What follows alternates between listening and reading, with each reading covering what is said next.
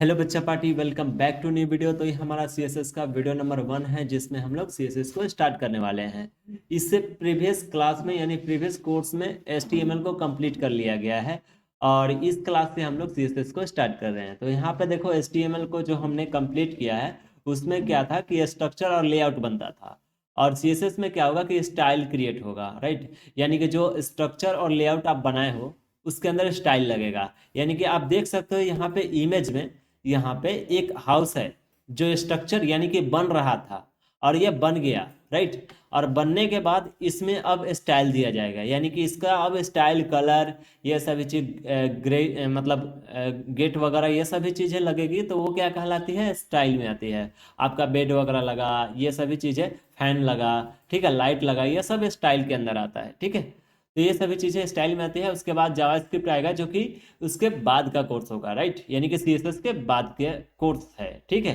यानी HTML complete हो गया, सीएसएस स्टार्ट हो गया है, ठीक है। और उसके बाद हम लोग जावास्क्रिप्ट के बारे में भी बात करेंगे, लेकिन अभी हम थोड़ा सा बात कर लेते हैं। जावास्क्रिप्ट का मतलब होता है लॉजिक, यानी जेएस का मतलब होता है लॉजिक, राइट। यानी कि लॉजिक का मतलब मैं बोलना चाहूँ तो जो हाउस होगा, जो आपका स्ट्रक्चर बना होगा, लेआउट बना होगा, उसके अंदर स्टाइल डाला गया होगा, तो वो स्टाइल कैसे परफॉर्म करे या वो स्ट्रक्चर कैसे रिएक्शन दे, कैसे वो रिएक्ट करे, उस चीज को हम लोग जेएस के फॉर्म में क्रिएट करते हैं, यानी जेएस के फॉर्म में कोड करके करते हैं, राइट। यानी कि जैसे आपके घर में वो फैन जो है वो चले या बंद रहे, कब चले कब बंद हो, वो सभी चीजें मेंशन की जाती है। या लाइट जो है वो कब बढ़े कब ना बढ़े, तो वो सभी चीजें आप तो स्विच क्लिक करके ना करते हो, लेकिन यहाँ पे क्या होता है कि हम जेएस के फॉर्म में वो सभी चीजें क्रिएट करते हैं, राइट। चलो तो हम लोग आगे बढ़ते हैं, आगे बढ़ते हैं यहाँ पे, ठीक है। यहाँ पे सीएसएस का फुल फॉर्म क्या होता है? देखो सीएसएस का फुल फॉर्म होता है सी फॉर कास्केडिंग, और एस फॉर स्टाइल, और एस फॉर सीट, यानी कास्केडिंग स्टाइल सीट, राइट। और यहाँ पे अगला पॉइंट लिखा हुआ है, it is a language that is use to describe the style of a document. यानी कि ये डिस्क्राइब करता है क्या, स्टाइल, स्टाइल को। यानी सीएसएस यानी जो एचटीएमएल का स्ट्रक्चर बना रहता है उसमें डिस्क्राइब करता है कि किसके फॉर्म में, स्टाइल के फॉर्म में, राइट। यानी वो स्टाइल देता है वो डॉक्यूमेंट के अंदर, ठीक है। तो यहाँ पे देखो एक स्ट्रक्चर बना हुआ है, ठीक है। बेसिक सिंटेक्स है, बट सिंटेक्स से पहले हम लोग, चलो हम लोग कुछ देख लेते हैं कि आखिर ये सीएसएस वर्क कैसे करता है और ये क्या स्ट्रक्चर में या क्या जो आपका लेआउट होता है उसमें क्या परफॉर्म करता है एचटीएमएल के अंदर, राइट। और किसी वेबसाइट में सीएसएस होता है तो कैसा दिखता है और सीएसएस ना हो तो कैसा दिखता है, राइट। तो यहाँ पे देखो मैं एक साइट खोल लिया हूँ, ठीक है। ये गवर्नमेंट का साइट है, यहाँ पे सीएसएस भी लगाया गया है और एचटीएमएल भी है और जावास्क्रिप्ट भी है और पीएचपी भी है और माइस्क्वेल भी है, यानी कि पांचों लैंग्वेज के हेल्प से ये चीजें क्रिएट की गई है, ठीक है। तो ये सब कैसे बनाए चलो हम लोग देख लेते हैं, ठीक है। तो सबसे पहले मैं यहाँ पे राइट क्लिक करता हूँ, इस साइट पे इंस्पेक्ट करता हूँ, राइट। इंस्पेक्ट हमने किया तो यहाँ पे देखो इसका कोड, सोर्स कोड जो होता है एचटीएमएल और सीएसएस और जावास्क्रिप्ट तीनों आ जाता है, ठीक है। तो यहाँ पे मैं एक काम करता हूँ, ये जो हेड टैग है इसको मैं रिमूव करता हूँ, ये पूरे को डिलीट करूंगा, ठीक है। यानी चलो यहाँ पे डिलीट कर दिए। अब देखो ये कैसा दिख रहा है, देख रहे हो? यानी कि हम हेड के अंदर ही आपका सीएसएस लिखा जाता है, ठीक है। एक बार और रिफ्रेश करते हैं तो देखो रिफ्रेश करेंगे तो ऑटोमेटिक फिर से वो सभी चीजें आ जाएगी, सीएसएस का भी कोड आ जाता है, ठीक है। तो हेड के अंदर ही आपका सीएसएस लिखा जाता है, ठीक है। वो सभी चीज हम लिखेंगे, आप देखना, आप समझना, ठीक है। ये पहले साइट कैसी दिखती थी, अब कैसी दिख रही है, ये सभी चीजें क्लियर हो पा रही होगी आपको, ठीक है। तो इसको अभी हम क्लोज करते हैं, ठीक है। डायरेक्ट हम लोग चलते हैं अपने नोट्स के ऊपर, ठीक है, यानी थ्योरी पे। तो थ्योरी में देखो यहाँ पे सिंटेक्स लिखे गए हैं, बेसिक सिंटेक्स है। यहाँ पे देखो ये जो होता है आपका सेक्टर होता है, ठीक है। यानी कि ये सिलेक्टर होता है, सॉरी सिलेक्टर होता है। H1 क्या है, एक सिलेक्टर है, ठीक है। H1 एक हेडिंग होता है, हेडिंग टैग होता है। ये क्या कहलाता है आपका, सिलेक्टर। पी टैग भी क्या कहलाएगा, सिलेक्टर। अब ये सिलेक्टर के ऊपर इसका प्रॉपर्टीज होते हैं, ठीक है, यानी प्रॉपर्टीज होते हैं। यानी कि प्रॉपर्टीज कैसा होना चाहिए, यानी ये जो सिलेक्टर है इसका प्रॉपर्टीज कैसा होना चाहिए, कलर, कलर के लिए होना चाहिए या फॉन्ट के लिए होना चाहिए या फॉरएवर एरिया के लिए होना चाहिए, ये सभी चीजें मेंशन होती है, ठीक है।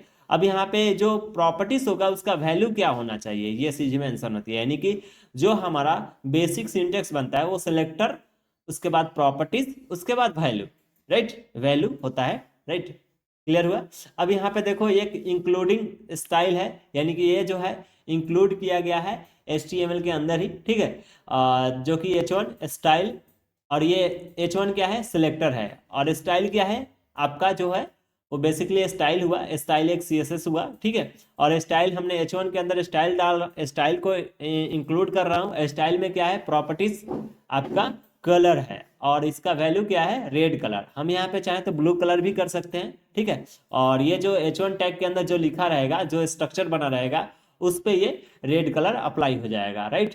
यानी कि जो स्ट्रक्चर बना हुआ है उस पे ये वर्क करेगा, राइट। चलो आगे बढ़ते हैं। यहाँ पे अगला जो थ्योरी के पॉइंट पे है, यहाँ पे देखो स्टाइल टैग है, यानी कि स्टाइल टैग को कैसे यूज करना है। यानी कि हेडिंग जैसे देख सकते थे, देखे थोड़ा देर पहले आप देखो होगे कि H1 हेडिंग टैग को मैंने डिलीट किया तो वहाँ से पूरा स्टाइल गायब हो गया। तो वो सभी चीज़ कैसे हुआ, तो वो सभी चीज़ हम अभी दिखाएंगे, ठीक है। और यहाँ पे देखो स्टाइल के अंदर, स्टाइल हुआ मेरा, स्टाइल एक टैग होता है, ठीक है, जो कि CSS का होता है, यानी कास्केडिंग स्टाइल शीट का होता है। और H1 एक ये भी टैग है, लेकिन ये हेडिंग का टैग है, राइट। और ये क्या कहलाता है, सिलेक्टर।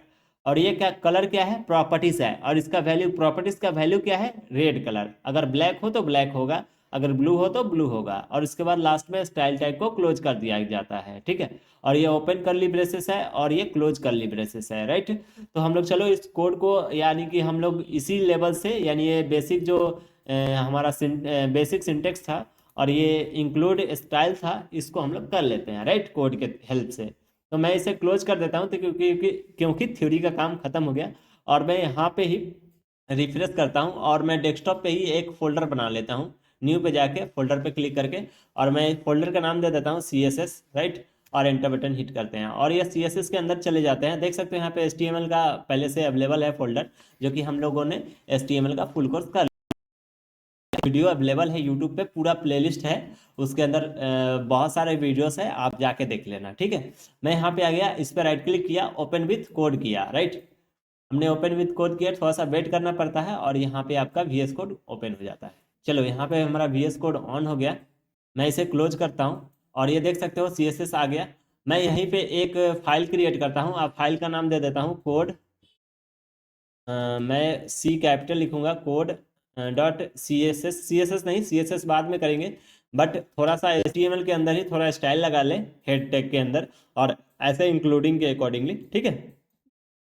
यहाँ पे सबसे पहले स्ट्रक्चर को मेंशन किया जाता है, यानी कि मैं सब स्ट्रक्चर पूरे तरीके से ला लेता हूँ। अगर आप प्रीवियस वीडियो HTML का कोर्स का नहीं देखे हो तो जाके देख लो, तो जाके ये सभी चीज़ें समझ में आएगी, ठीक है।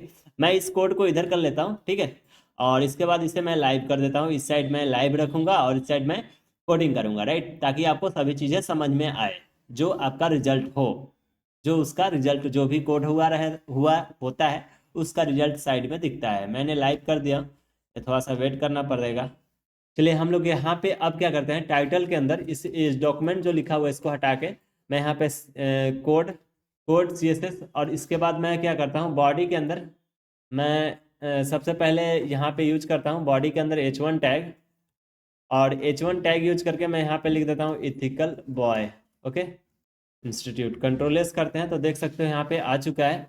अब मैं यहाँ पे देखिएगा, अब इसके अंदर एक बार स्टाइल यूज करके दिखाते हैं, जो कि था थ्योरी के अंदर। तो मैं यहाँ पे स्टाइल यूज करता हूँ, और स्टाइल में मैं स्टाइल एक समझ लो कि एक स्टाइल का CSS का एक टैग होता है, ठीक है।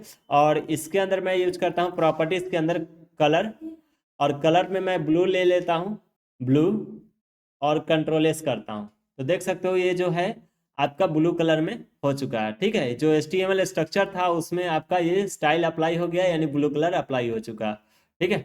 अब ये चीज़ तो हमने यहाँ से अप्लाई कर लिया, हम चाहते तो इस चीज़ को यहाँ से भी अप्लाई कर सकते थे, यहाँ पे हेड टैग के अंदर भी यूज कर सकते थे।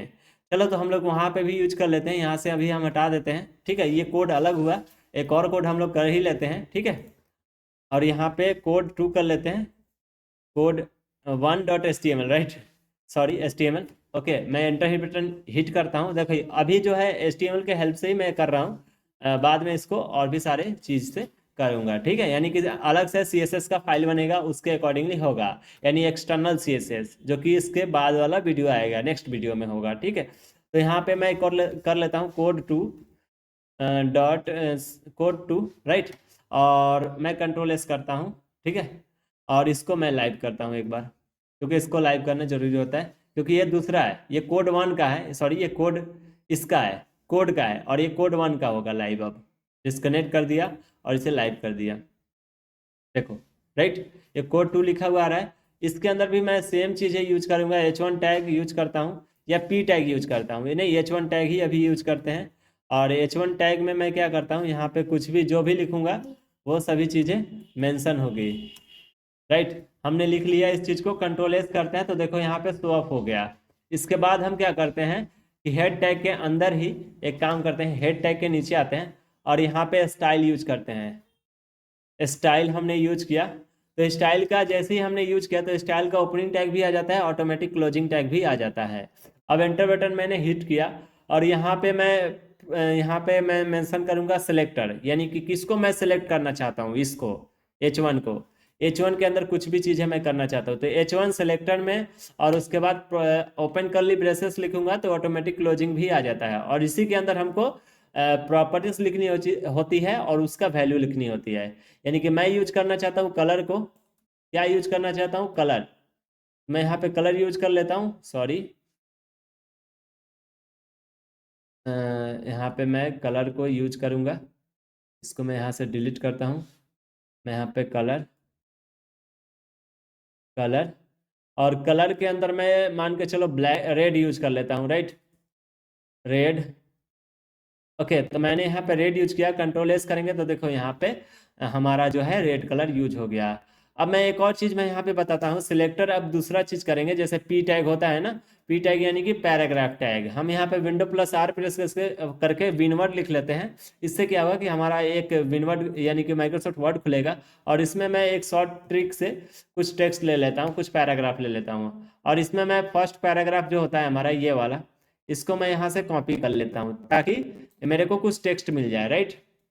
चलो हम लोग कर लेते हैं, देखो यहाँ तक मैंने कॉपी किया और इसे मिनिमाइज किया और इसमें मैंने पेस्ट किया। अब यहाँ पे कंट्रोल एस करते हैं तो देखना क्या होगा, राइट। कंट्रोल एस किए तो यहाँ पे एक पैराग्राफ आ चुका है, ठीक है। अब हम चाहते हैं इस पैराग्राफ का कलर भी चेंज हो, राइट। तो कैसे चेंज होगा, तो मैं आ जाऊँगा यहाँ पे, एंटर बटन हिट करूँगा, सबसे पहले सिलेक्टर यूज करूँगा तो सिलेक्टर क्या है, पी है, और यहाँ पे ओपन कर्ली ब्रेसेस लिखूंगा तो ऑटोमेटिक क्लोजिंग कर्ली ब्रेसेस भी आ जाएगा। सिलेक्टर हमारा पी टैग हुआ और इसके अंदर मैं डालना चाहता हूँ कलर।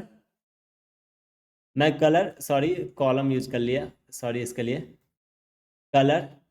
हम कलर यूज करना चाहते हैं यहाँ पे जैसे ब्राउन, मैंने ब्राउन यूज किया, कंट्रोल एस किया तो देखो यहाँ पे ब्राउन कलर में ये शो अप होने लगा। तो ये सभी चीज़ें थी, तो यहाँ पे हम लोग दो कोड को किए और साथ ही साथ उसका थ्योरी भी देख लिए, ठीक है। तो अब मिलते हैं नेक्स्ट वीडियो में, तब तक के लिए बाय।